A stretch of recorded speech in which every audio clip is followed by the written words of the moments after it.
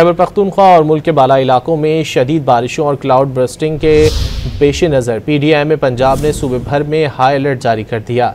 DG PDIM Punjab के मुताबिक monsoon बारिशों का 7वां स्पेल कदरे ज़्यादा मजबूत है।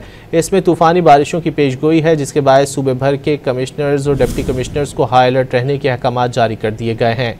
मौसमियाती अलर्ट में कहा गया है कि आइंदा 24 घंटों में पंजाब के बेशतर अजला खुसूसन बालाई पंजाब में तूफ़ानी बारिशों और क्लाउड बर्स्टिंग के खदशात हैं।